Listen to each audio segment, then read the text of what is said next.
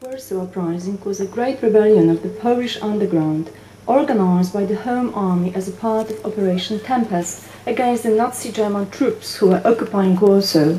The success of the rising depended primarily on the munitions of the combatants.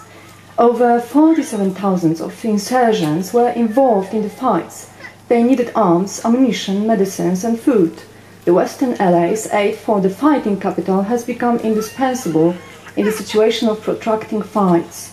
The British, American and South African Air Forces were involved in 196 sorties were made from 4th of August to 22nd of September. 39 of the 92 planes taking part in the operations did not come back to their air bases. About 200 airmen were killed there.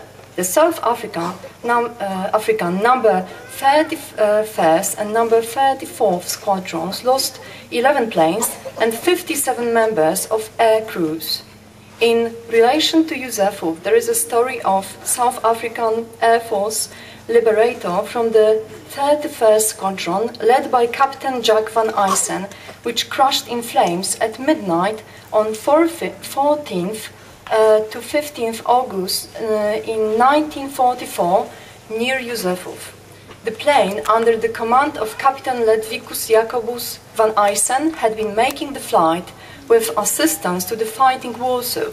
It was shot by the anti-aircraft artillery over the capital and it lost one of its engines. After the airdrop had been done, the second engine started to burn and Van Eysen ordered to leave the aircraft by parachute.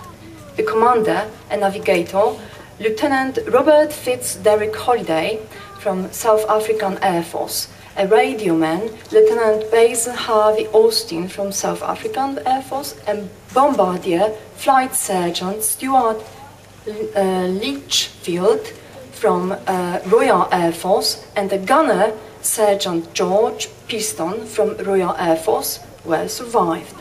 3 airmen died, namely the second pilot, Lieutenant Robert George Hamilton, from South African Air Force, who did not manage to open his parachute, and gunners Sergeant Leslie Mays and Herbert Hudson, both in Royal Air Force, who were killed by anti-aircraft artillery fire.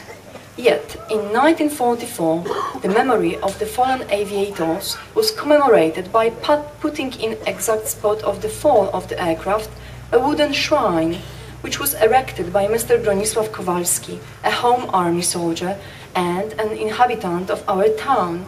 Unfortunately, the shrine was destroyed. Later in this place stood a wooden cross. In 1977, a monument was erected at the initiative of Mr. Bronisław Kowalski and his friends, and it still exists. A hill on which it stands is known as the Airman's Mountain. Scouts from a group in Józefowie of the Polish Scouting and Guiding Association, who in 1993 took the name of Lieutenant Robert G. Hamilton, surround the place with a very special care.